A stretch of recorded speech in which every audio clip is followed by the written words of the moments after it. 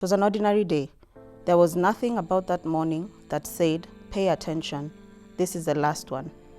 Mom, you were in the back seat complaining about the price of potatoes we had just bought.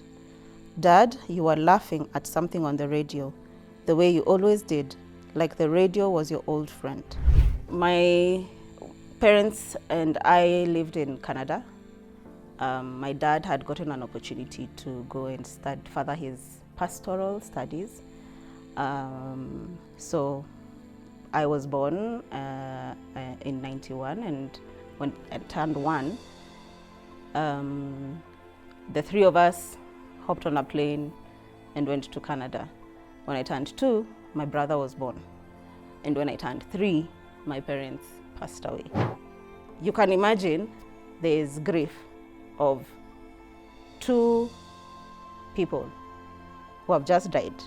They've left 2 children. And on top of all that, there is fighting over who's going to take care of these children. And the fighting is so bad that we were not allowed to stay with my grandmother.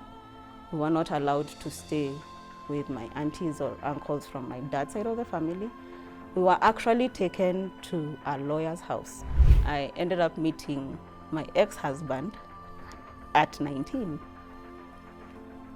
And let's just say that within a year or 2, all of it went missing, disappeared, thin air. Nothing exists today. This is the Unapologetic mic, where unspoken words finally find a voice. No scripts, no filters, no judgment. Speak your truth, own your story.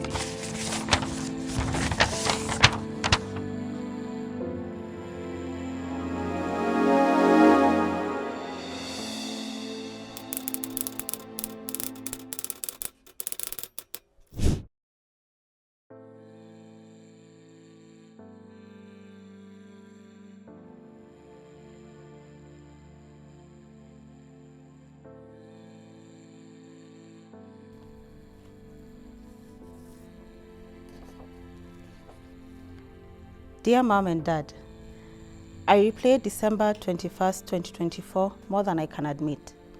Not in a dramatic way, just quietly, in the shower, in the space between waking up and actually getting out of bed. I close my eyes and move things around in my head. I slow the car down. I pull over and wait for the rain to pass. I take a different road.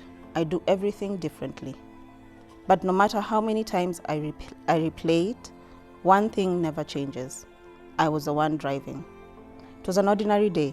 There was nothing about that morning that said, "Pay attention, this is the last one." Mom, you were in the back seat complaining about the price of potatoes we had just bought. Dad, you were laughing at something on the radio, the way you always did, like the radio was your old friend. And I remember feeling proud that your last-born son was now old enough to drive you to Shags. Proud that you trusted me. I remember thinking they feel safe with me. The clouds turned gray. It started drizzling. Then the heavy rain came. I gripped the steering wheel and told you not to worry. I said I had it under control. We drove for about 30 minutes, and the rain only got heavier. I remember debating whether to stop or keep going. Then I saw the headlights, a loud horn, Mom screaming, and then a bang. When I woke up in the hospital, I did not know the details yet, but I could feel something was wrong. The way the nurse looked at me when I asked for you told me everything. People have been kind. They say the other driver lost control first. They talk about the rain and the road conditions.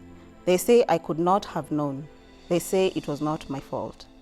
But I was the one driving, and the last thing you heard was me saying,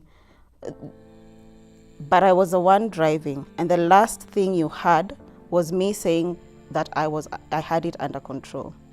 I think about the smallest things now. Mom, you always had food in your bag. Always. Even when we said we would be fine, there was always something wrapped up in there for us.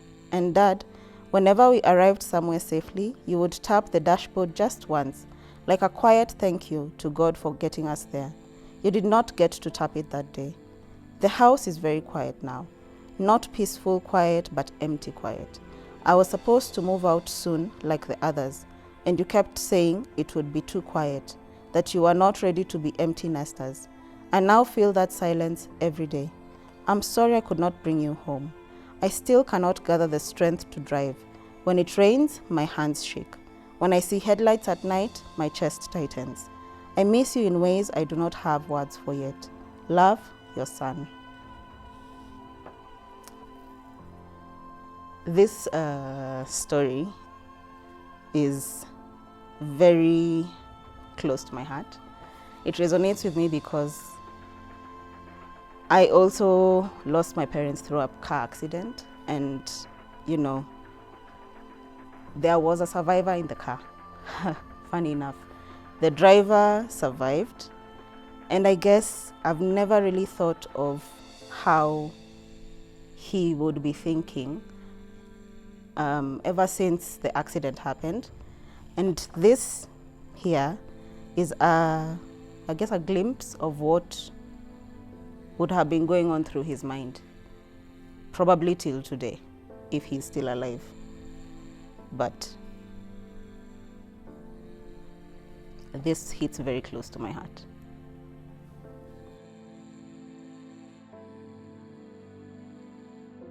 So when I was 3, my parents and I lived in Canada. My dad had gotten an opportunity to go and further his pastoral studies. So I was born in 91, and when I turned 1, the 3 of us hopped on a plane and went to Canada. When I turned 2, my brother was born. And when I turned 3, my parents passed away. My mother used to work in we can say like a small supermarket of sorts, a gas station, mini-mart. And every evening, my dad and I and my brother would go pick her up. So that particular evening, for some reason, my brother, being that he was 1, was very fussy that night. And he just cried, and he was so restless. So at some point, my dad just put us to bed and tried to figure out if maybe if we sleep, then he can quickly go and pick my mom up. But normally he would go with us. But for some reason, we were fussy, so we slept. When we slept, he got into the car with his friend, I believe. The friend was the one who was driving, so they went, picked mom up, and on their way back, I think it was a lorry that kind of veered into their lane, and they had a head-on collision.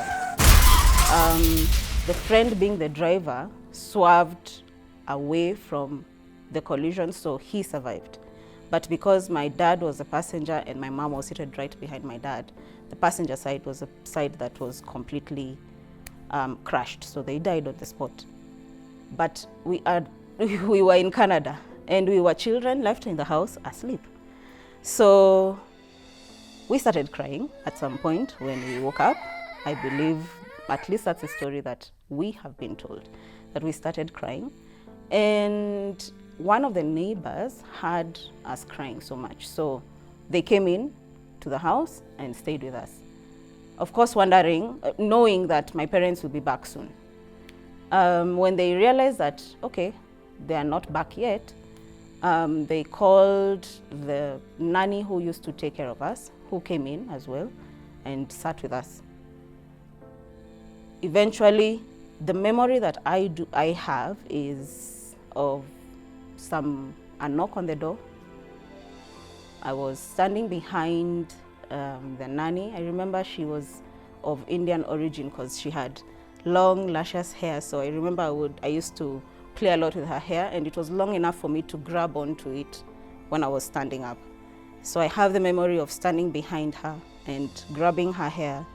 And she opens the door. It's morning, early morning, because I can see the sun rays coming in. And it's a policeman with, he must have had a pen, a yellow pen or a pencil. But I remember him now giving the message to my nanny and my nanny breaking down. And from then onwards, I don't have much of memory until the day of the burial. What I'm told is that it took quite a lot for us to be able to get back home, because I'm 3, my brother is 1. In those days, children didn't have passports, so we went under our parents' passports.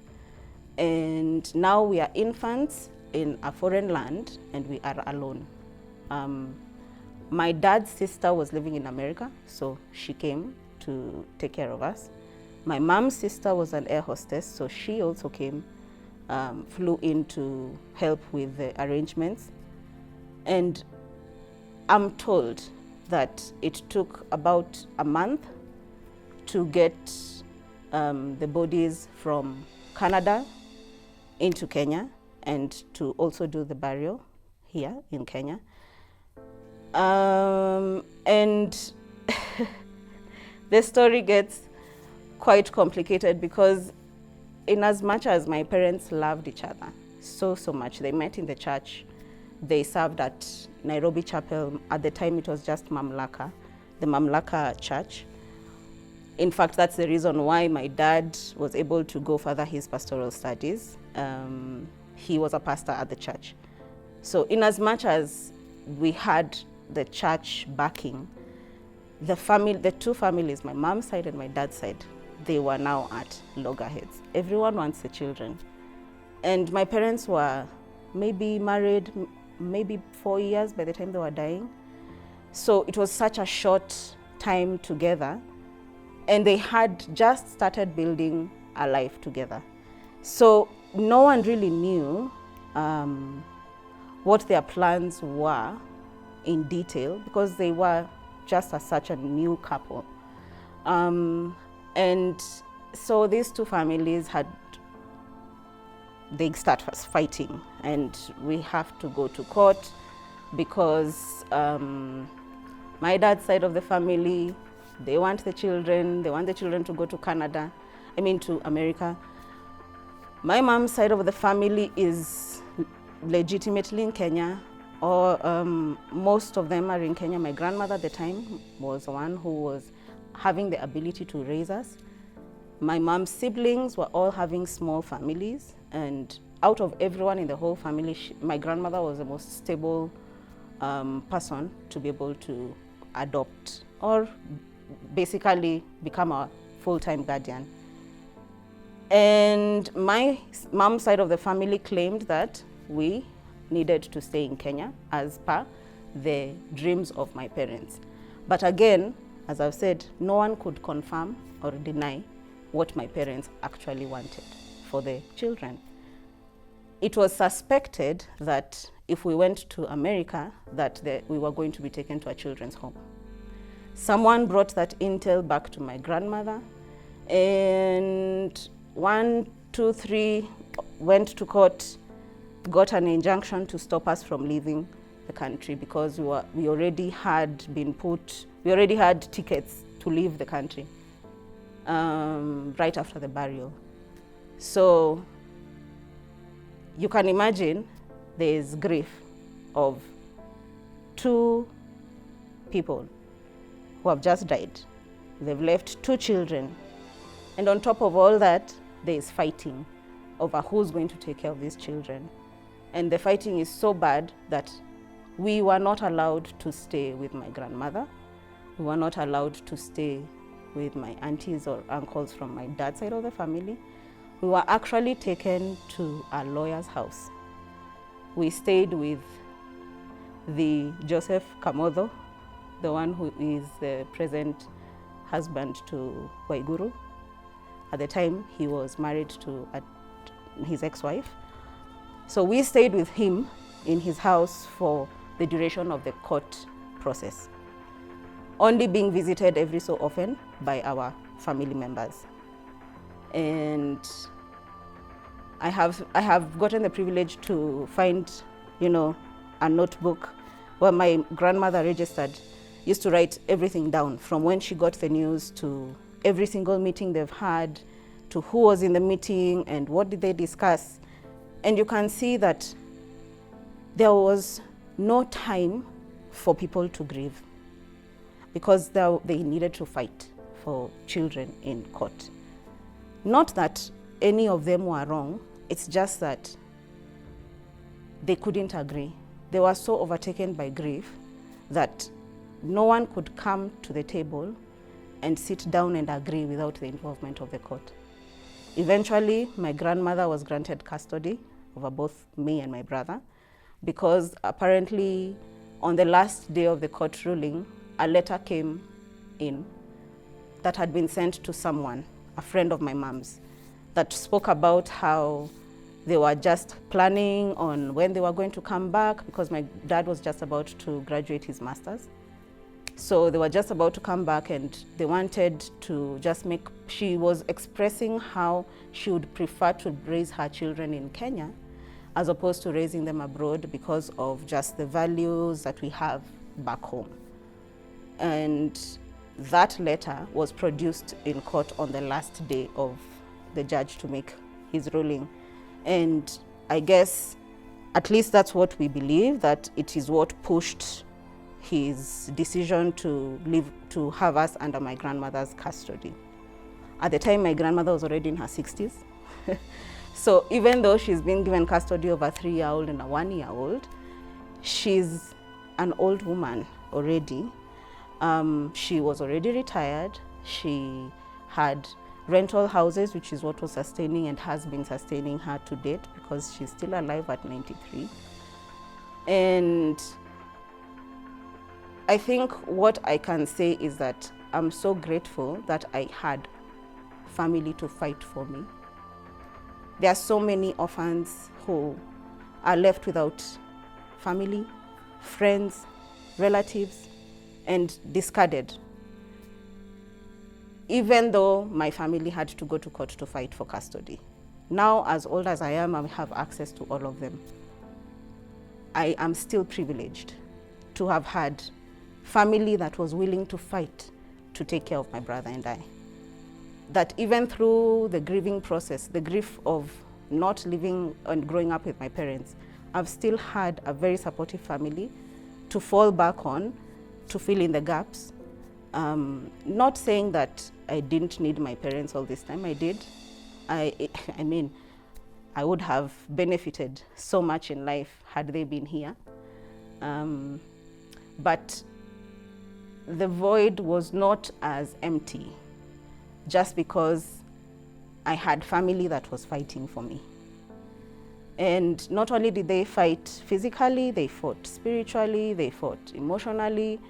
You know, raising orphans hasn't been easy either for them. And, you know, just having that opportunity to spend all these years with my extended family that probably I wouldn't have had I been with my parents in Canada, it has been a blessing. The what ifs are always there. What if they were here? What if mom and dad, you know, didn't die in that accident that day? Because it was always weird to be in school and, you know, visiting day in high school.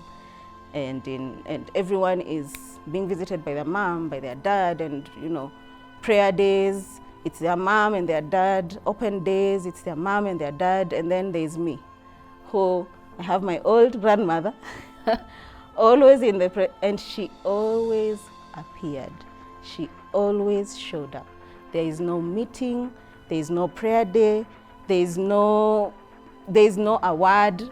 There's nothing that I've ever gone through without my grandmother there. She would be there with her one eyesight, with her, you know, kitamba. She would always have this kitamba she would tie on her head, and she always was there. At first, it was weird. I was always asked by teachers, how comes it's your grandmother coming and not your mom? Where are your parents? And, you know, you always have to explain this story all over again to every single teacher, every single class you go to, every single school you go to. it's almost like it's an identity that is not one you want to carry, of being an orphan. And it always set me aside. So you'd find once the teachers know that I'm an orphan, there's a way they would behave different with me. And it just always felt like just the relationships were different, weirdly different from what other students were experiencing with our teachers. And I remember thinking at some point when I was in high school, how comes I wish my parents were here so that I don't have to keep answering these questions. You know, when I look in the audience, it's not just my grandmother I get to see. I also get to see them. Now looking back, I'm so grateful that my grandmother was there. I don't know where I would have been without her. She really has taken me in as her daughter. Me and my brother, we don't know any other parent. We know our grandmother as our mother. We don't even know her as our grandmother. You know the way people have stories about, oh, my grandmother gave me money to go buy books, and you know she didn't even ask for the change. It was like 1,000 bob, and you went and bought one book. My grandma is very proficient in mathematics. She's the one who taught me my mathematical table by the time I was 3. I was in class 3. I knew all my tables until 12, because there is no cheating my grandmother with her change. We were not raised as grandchildren. We were raised as her children, which was a very different thing. When I see her with my cousins, she's their grandmother. She's only my grandmother by, I guess, her position. But really, as she has raised me and my bro, she has raised us as her children. And we are so grateful. Now she's 93, you know. All these years, I've decided to take the opportunity to do what my mom could not do for her, which is to take care of her. They were very close. My mom was named after my grandmother's mom, so they were very, very close. And when she died, she really lost a very good friend. And I know she didn't have to raise me and my bro, but because she chose to, I've taken it upon myself to do the same for her. She's now 93. She can barely hear.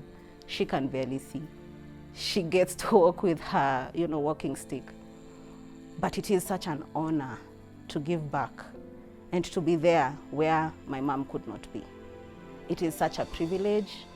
It's something I don't take for granted, that even when I was in a bad marriage, it's one thing I prayed for every single day. May God keep my grandmother long enough for me to be able to have a relationship with her that is beyond just me being her child.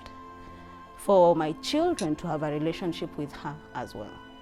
Because in that marriage, I was not allowed to come home.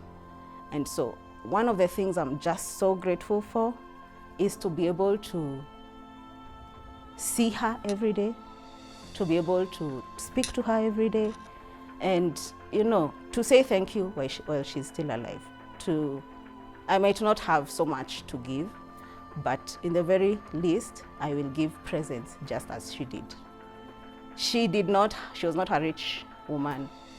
We didn't do, trips out of the country and stuff, but just her presence in our lives and being able to just show up in every single space that we were in her truest and most honest form, that has been a blessing, and it's a blessing to be able to give it back to her. So even now, at 93, some of the things I am grateful for, I'm still missing my parents, because I wonder what they would do for her now. I wonder, how they would love her. And so I try to imagine that, and then I try to do that, because I actually don't know. I only know what I've read. I only know what I've been told. I only know the pictures that I've seen. So to be able to be there is quite a blessing, and I'm grateful for that. When my parents died, so the accident was caused by someone who was driving on the wrong side of the road. In Canada, when that happens, the government of Canada, I think, took that guy to court, and compensation was given. That compensation was kept by a trustee in Canada, and it was kept in care for me and my bro, and interest over the years. And at 18, granted access to either me or my bro once we got to 18, which meant that, or rather this means that sent my high school fees, my primary fees, high school fees, university was paid by me in a nutshell, because of that inheritance of sorts. So one of the things that I really carried for a long time was the fact that it took my parents dying for me to be able to live the life I have lived today. Because maybe without those funds, maybe I might not have been able to access what I have accessed today. That being said, I was given access when I was 18. And then I ended up meeting my ex-husband at 19. And let's just say that within a year or two, all of it went missing, disappeared, thin air. Nothing exists today. And I'm speaking of a big chunk of inheritance. Unfortunately, I was 19. And we all know at 19, we don't make the best of choices. We don't make the best of choices, and especially when you are 19 with an identity crisis and, looking for love in places that you shouldn't be looking for love in. So I got my firstborn at 20, got married at 21. But by the time I was 21, I hadn't finished school, university, because it was not existing anymore. I met someone who showed me what to do with the money.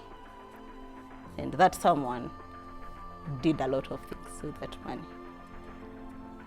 My biggest regret was, of course, trusting that the person I loved had my best interests at heart. Unfortunately, he did not. And so here we are. I eventually left that marriage in 2019. And it's such a sad place to be, to know that you could fend for yourself. And now you're living a marriage where you cannot fend for yourself, and you have 2 children included in this equation. So when it comes to regrets, that is one that I carried for a long time.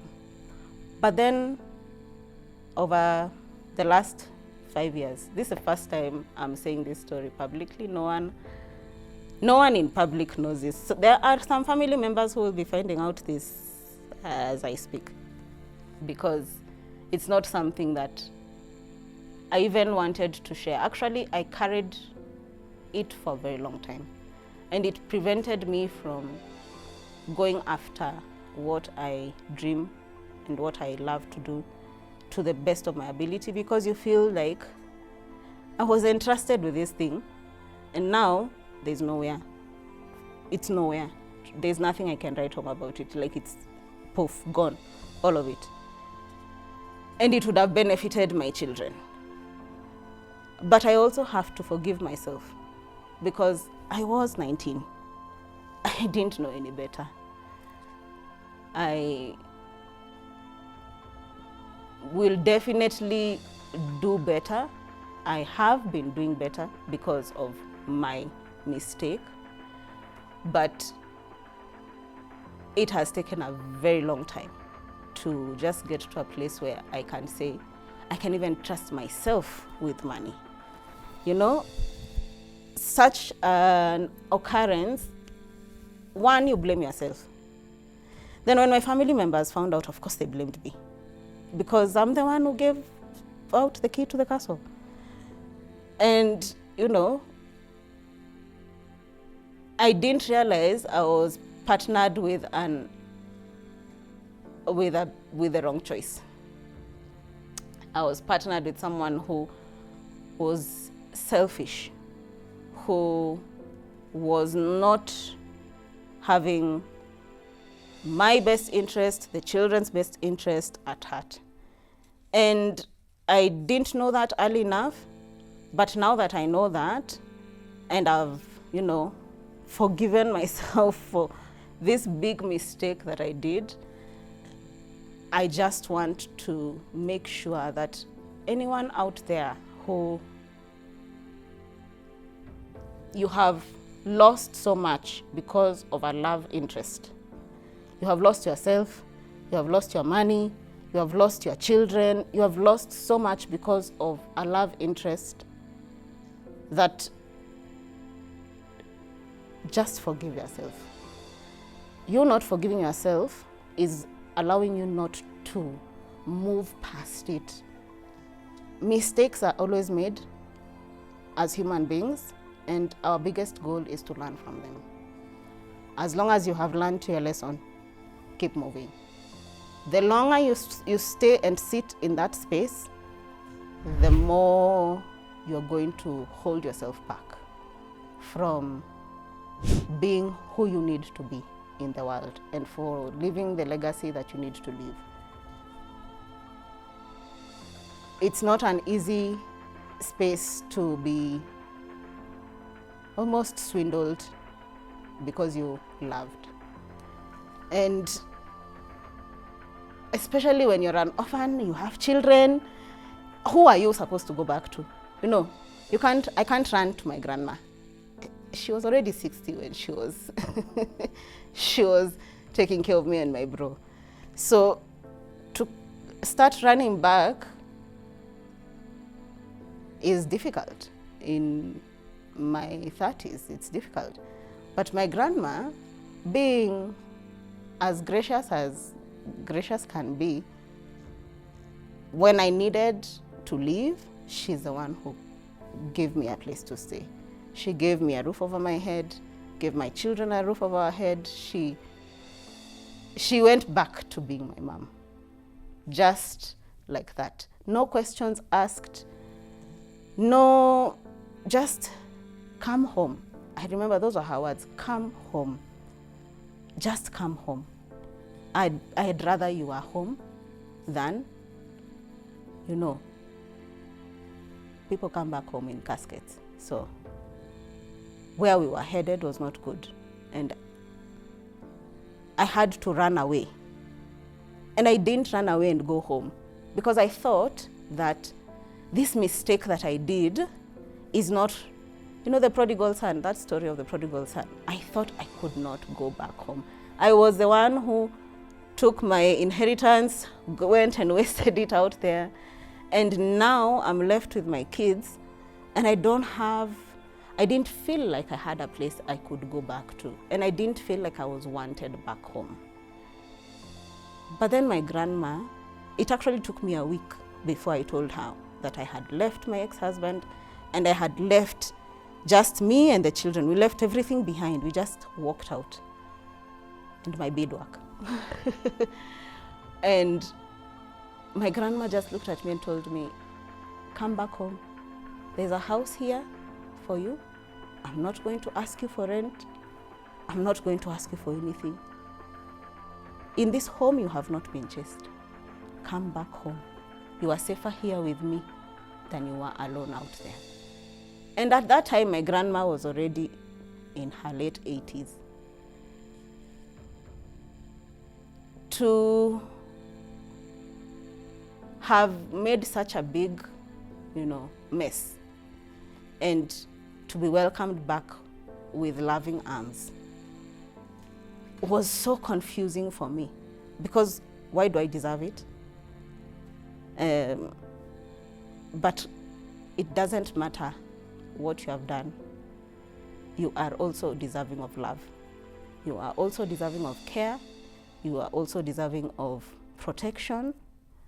And just because someone has lied to you, or has made you change the narrative, or has questioned your reason for being here, doesn't give you the right to question it yourself. Believe that you are here for a reason. Believe that your story is still being written. Believe that it's not the end yet. Once you believe that and you forgive yourself, then the sky is the limit.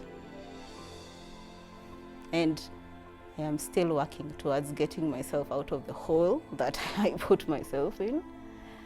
But every day I work out myself in peace, in harmony, around so much support, around so much love. And I'm the better for it. Yeah. For my grandma, a message to her, it would be thank you. She didn't have to. She didn't have to. She didn't need to, but she did. And for that, in my heart, I'm always grateful. She now has a bit of dementia. And so some days she wakes up and she might not know what's going on.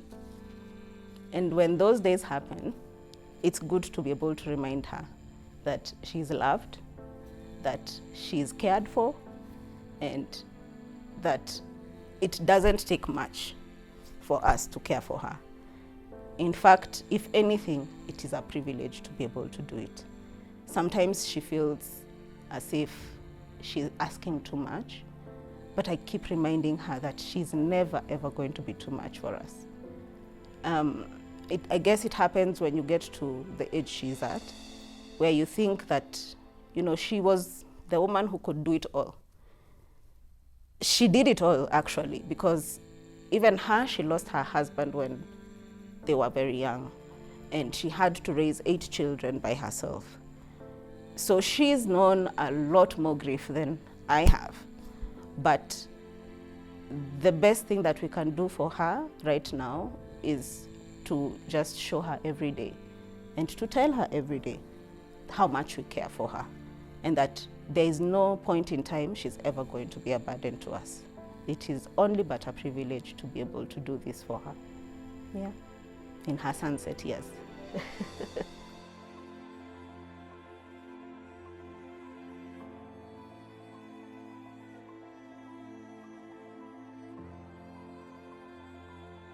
A life update. Oh, wow.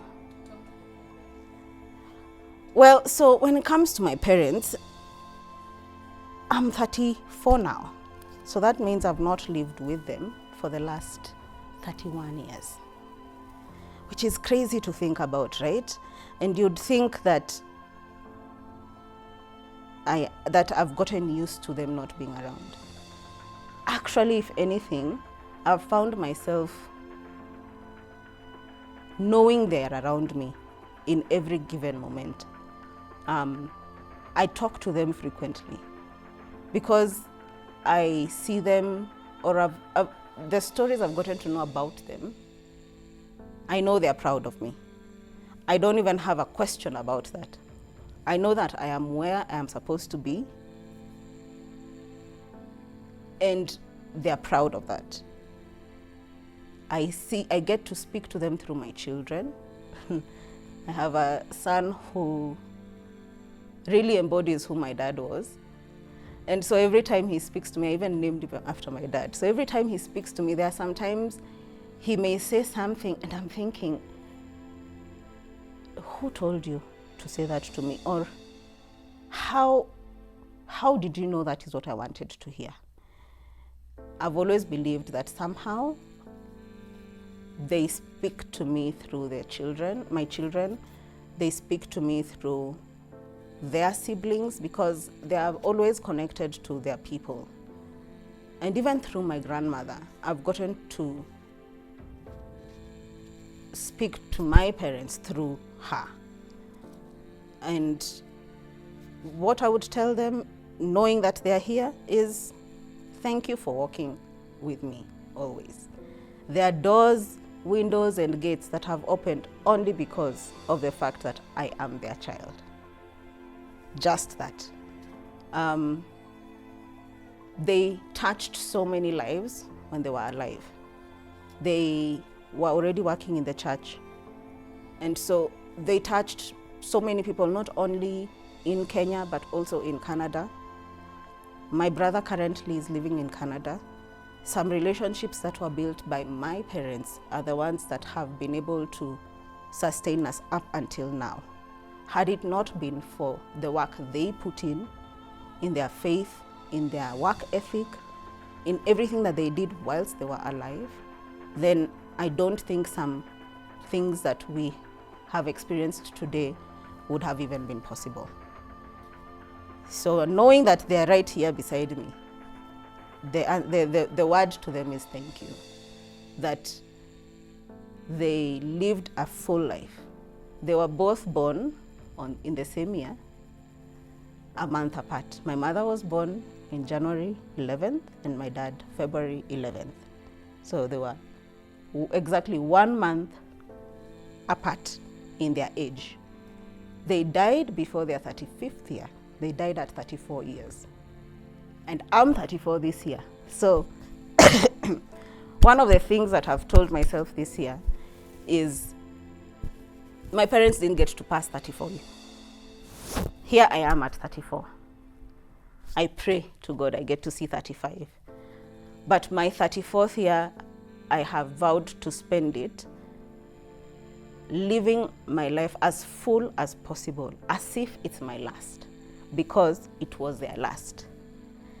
So just because of that, I'm just so grateful for them. Yeah. Parting shot, as an orphan, a lot of spaces, that was the identity that I had to enter with. But it is not an identity that should prevent anyone who's an orphan from doing what they want to do with their lives, from living their life to the fullest. Just because you are alone, it feels like you're alone in life. When you don't have your parents, there is an identity crisis that happens as well, because you're really trying to understand, especially if your parents passed when you were young. You're trying to understand, who am I? When you have your folks around, you're able to pinpoint, but then, I laugh like mom. Oh, my voice is like my dad's, or I walk like my dad, or the way I normally sit. Sometimes you even watch your own children and say, this is just their father's son, or this is their father's daughter. My brother and I didn't get that privilege, and we learned our parents through asking so many questions and asking so many people what their experience was when they met my parents. Who did they meet? How did they present themselves in the world? Now, a lot of people like to say very good things when people are gone. And so that is where the identity crisis comes in, because, they were not perfect. I'm not expecting that they were perfect human beings. But it's very hard for people, especially Africans, to speak ill of the dead. And so I might probably until today not have ever heard something that is negative per se about who they were. And so that means there are gaps. There are still gaps that are not filled in my life when it comes to who I am. But if you're an orphan out there and you don't know where you came from, homes you came from, sometimes it can affect who you want to be. And if you have the ability to find out, if you have people to talk to that can help you trace, about who your parents are, pictures, letters, videos, anything and everything that you can find in terms. I have even gone to newspaper clippings of my parents' death. I've gone to look for anything that I can find. I have reached out to people who are in Canada who don't even know I still exist. On Facebook, I've looked for everyone that I can to be able to get information about who they were so that I can know who I am. And if you have that ability it really helps so that you are able to guide yourself to who you should become. In the event that you don't have that ability, it still is within you. What I do today, I came to find out, is who my mother was. She loved to cook. She had a beadwork business she had just started while she was in Canada. My main businesses are, for the last 10 years or so, have been cooking and beadwork. But I found out about my mom's skills and love for what she did around maybe 5 years ago. So even without knowing, I am her daughter. My love for being in the outdoors, in the wild, in the forest, climbing mountains, I get it from my dad. Have I been brought up by them? No. Do I remember even the sound of their voices? Not at all. But I am them in every shape, way, or form. So even if you're not able to find this information, whoever you are is who they were. You are a product of their love for each other. You are a product of their care for each other. You are a product of their genes, a product of who they were as individuals. So a lot of it is stored within you, muscle memory of sorts. Just search within, that's who they were, for those who are out here and looking. Yeah.